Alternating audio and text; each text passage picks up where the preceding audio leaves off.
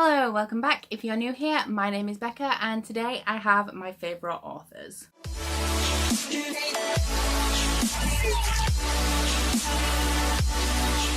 So to clarify, I don't have a great deal of favourite authors, and this is because for me to sort of class somebody as a favourite author and not just like a favourite book, I have to have read more than one work by them to know that their sort of writing is transferable across multiple different works and not just they had one really good one and the rest is kind of bad. There is one exception to that on this list, but all of the others I have read either multiple things by them or I have seen evidence that their writing style is transferable and equally good across other sort of works that they have written. So let's just jump right into it. First up, we have Marissa Meyer, who wrote the Lunar Chronicles. I have read all of the Lunar Chronicles books and also Heartless by her. I have yet to read Renegades, but that is because I want the US hardback because the UK paperback was just released and it was terrible, but it is on my birthday list, so I may get it soon. The thing that I like about Marissa Meyer is her storytelling. Every single book in the Lunar Chronicles series is a retelling of a fairy tale. So the first one is Cinderella, then you have Little Red Riding Hood, Rapunzel, and then Snow White. They are sort of very unique in that you can see the bare bones of the fairy tale within the book, but aside from that they are completely different. And the same is with Heartless, which is an Alice in Wonderland retelling, and while I didn't enjoy that quite as much as the Lunar Chronicles, I think that personally for me that is because with the Lunar Chronicles it is a 4-book series and there's also a novella, and there's a great deal of complexity in the series even though it is a YA book and the writing is quite simplistic. It's not like a great complex intricately written book, but the complexity of the story is really good, whereas in Heartless it is just a standalone and it has a little less room to be as complex and well built, but I still did really enjoy that. If you haven't read Marissa Meyer yet, I would urge you to read the Lunar Chronicles, especially if you like fun sci-fis. I generally like more complex sci-fis, however with this one it's sort of like an epic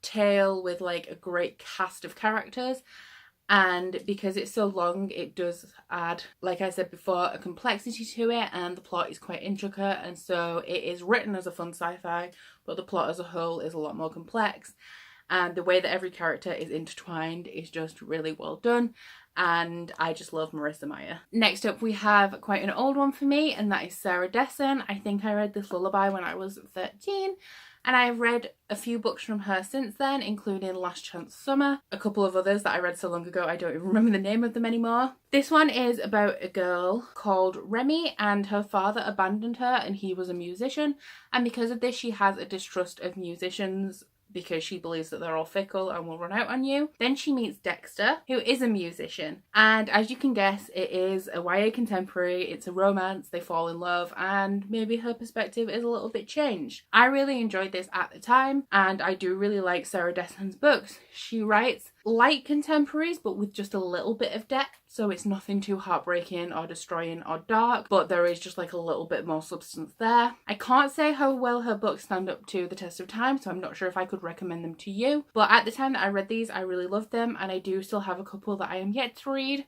I like to pick one up every summer. I don't love contemporary, so I don't want to overdo it, but I am still interested in reading more from Sarah Dessen. Really like her writing, really like her stories, and through my sort of young mid-teenage years, I absolutely adored her. Next we have another old one for me, and that is Meg Cabot. This is the first book in the Missing series. While it isn't my favourite of her work, it is one of the only ones that I own right now. Meg Cabot writes YA literature, probably for the younger end of YA because I enjoyed them probably from when I was 10 up to maybe about 15, 16.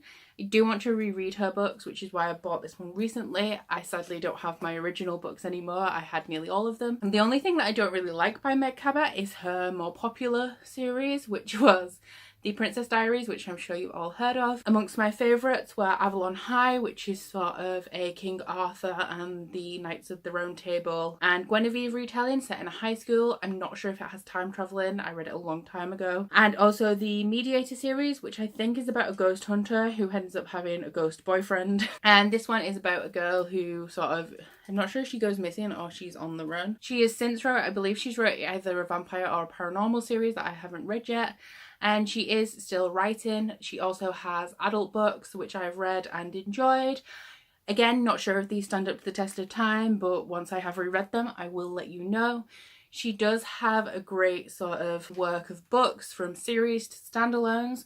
She seems to be able to write anything, so when the popularity changed to paranormal in YA, she started to write that, and I just think she has a really adaptable style.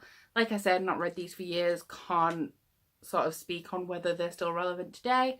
I really love them, would reread them, and she does hold a special place in my heart. Next up we have J Kristoff. Now, I have only read Nevernight and God's Grave by J Kristoff, and like I said, I like to read more than one body of work from an author. However, my friend has been reading Illuminate, and he's been reading it out to me, like a few pages, and I do aim to get to it in April, and you can definitely tell which bits are written by Jay. Like, it really screams at you off the page, so I do know that his writing style is transferable. In Nevernight, he writes a really complex, brutal, dark story of a teenage assassin, and I love the brutality of it. I also think that while the world building is not in conventional ways, and some people call it info dumping with the footnotes at the bottom, I think it's a really good way to tell the story. I love that you have the snarky narrator that pops in the footnotes, and I like the really dark, bittersweet, morally grey story that is woven through the series. So excited for Dark Dawn to come out. I will also be buying Lifelike when it comes out at the end of May,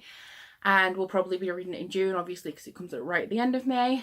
But I love J Kristoff, and I will read anything and everything by him from now onwards. Then we have the one that you all saw coming, and that is A Court of Thorns and Roses by Sarah J Maas. She has two main series, which is this one, which is about Fae, and then Throne of Glass, which is about an assassin. I'm sure you all know what both of these series are about. A lot of people do make fun of Sarah J Maas, but I do also see that a lot of it is sort of somebody saying that somebody's really popular and just hating on them for that. She gets a lot of criticism, and then when she tries to adapt her work about it, people would criticize her for that, so she can't really win. So while I know a lot of people don't like her, I don't really take that criticism to heart.